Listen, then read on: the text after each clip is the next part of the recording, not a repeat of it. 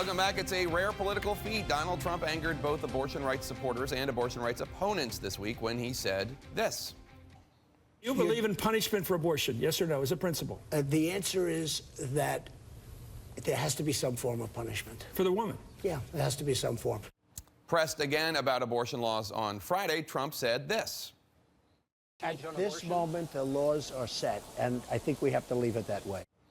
The Trump campaign responded with a clarification that the GOP frontrunner gave an account of the laws today, but he would seek to change them through his judicial appointments as president. Here to break down the week, Andre Bauer, the former lieutenant governor of South Carolina and a Trump supporter, Nina Turner, former Ohio state senator and Bernie Sanders supporter, and CNN political commentators Amanda Carpenter, who was a former communications director to Ted Cruz, and Bakari Sellers, former South Carolina state representative and Hillary Clinton supporter. Thanks one and all for being here. So let me start with you.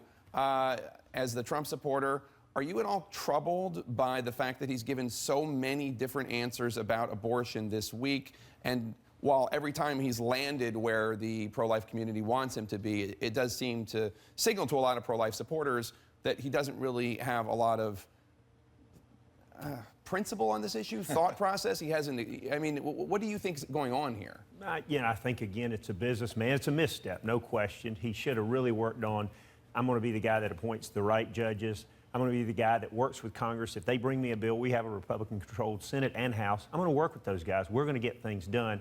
So it was not the best week for Donald Trump. What do you think? You're somebody who is against abortion, and you oppose Mr. Trump as well. Mm-hmm. What do you think this week has been about? Well, here's the thing. A gaffe is bigger than a gaffe when it taps into a broader concern about a candidate. And the thing that happened with Donald Trump here is that he was unable to clearly articulate and defend a conservative position in the face of liberal opposition, which was Chris Matthews here. Chris Matthews baited him into adopting the most extreme position on abortion that really is out of step with the pro-life community. And so this really gets to Donald Trump as a candidate. People are worried that he's going to fold under pressure. He likes to tell people what they want to hear, and that's exactly what he did in that interview. Well, you know, but what's interesting, though, Bakari, is that network, NBC, MSNBC, they have asked that exact question of Republican presidential candidates before, anti-abortion ones, whether Huckabee or Santorum. I think Russert did it once and David Gregory did it another time, and both times those candidates had an answer. No, you don't punish the woman. You would think running in this Republican primary, you would have an answer for that. You would have an answer on abortion. And this is not, you know, the first month into the race. We are a month away from, or 2 months away from the Republican convention, and you are the presumed frontrunner. I don't understand how you give an answer that literally makes Mike Huckabee look like a social moderate. I mean, he went to the right of Mike Huckabee on abortion, and that's very difficult to do. It was completely out of step. And I think that he's attempting to repair that, but it also goes to show another problem that Donald Trump has, which is why he has such high unapprovals amongst women. I mean, people are really concerned about the words that come out of his mouth, and rightfully so. Well, although I have to say, Hillary Clinton also attacked Bernie Sanders on this issue, because Bernie Sanders, when asked about it, he condemned what Mr. Trump said, but then ultimately went on to say something along the lines of, but the press has to stop covering every single thing out of Donald Trump's mouth. That's a distraction. Clinton said, this is not a distraction. This is a big issue. And she went after Sanders. Well, the senator's remarks should not be measured by what the secretary believes he should say or should not say.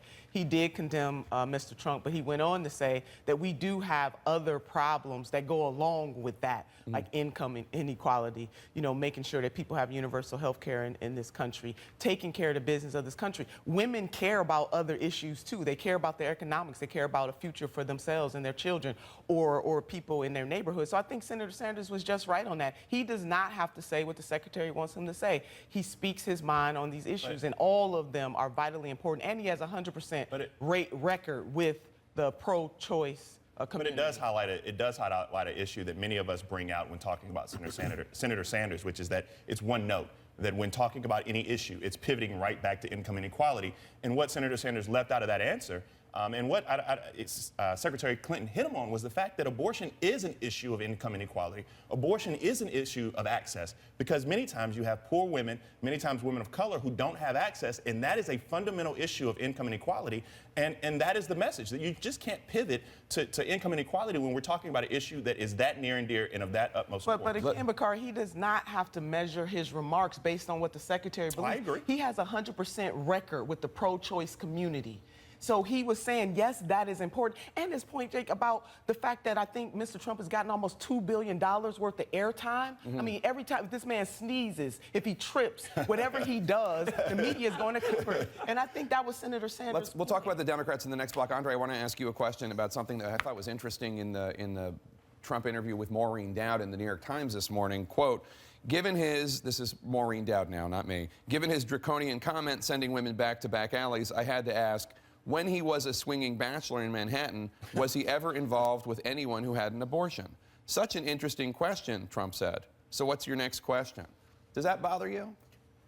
Clearly, it bothers me. I didn't see the footage, so it's hard for me to respond on it. You know, it's kind of like tweeting in these days. You don't really know what somebody's saying until you actually see it. It was just a newspaper column, and I'm just reading it verbatim. I mean, it seems to me like he's avoiding the question altogether. Is it relevant if Donald Trump, as a bachelor, ever was involved with a woman and the woman then aborted her pregnancy?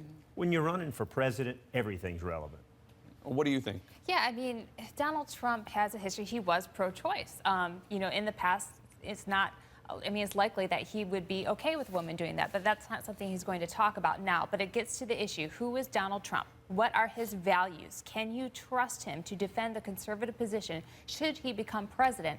And when he just walks away from a question like that, I mean, Maureen Dowd put it in the column because it's powerful that he wouldn't address it. So that naturally is just going to invite more questions. But I think even Amanda and I agree on this, which we probably won't agree on much politically, but it's breaking news. Donald Trump has no principles. I mean, Donald Trump will say whatever it takes to become the president of the United States. I think that is what drives Republicans crazy. That's what makes Democrats fear him.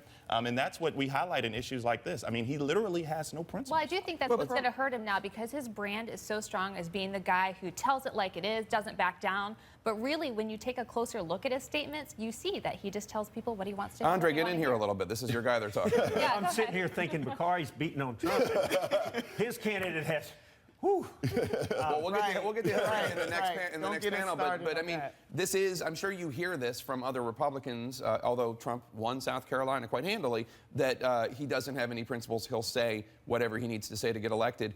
You obviously don't believe that. Well, that's not what I'm hearing. I'm hearing folks that never got involved in a primary before say, finally, somebody's willing to take on the establishment within the party and within Washington. We're tired of the same old thing. Quite frankly, when I checked out of politics 5 years ago, you know, I disengaged a little bit, but I've become frustrated as so many just working Americans that don't engage in party politics every day, and that's why it's been so good, I think, for the Republicans, the record turnouts. Nobody has gotten more votes in a primary in South Carolina history ever than Donald Trump. And so he is invigorating people that feel like government's left them and they have no chance to have a voice in it. And is that fact that he is taking on the establishment, is that almost more important than anything else, including whether or not he answers abortion in 5 different ways, the question about abortion in 5 different ways over 3 different days, whether or not he refuses to answer a question about whether or not a woman he's ever been involved with had gotten an abortion? That stuff doesn't even matter anymore, even in a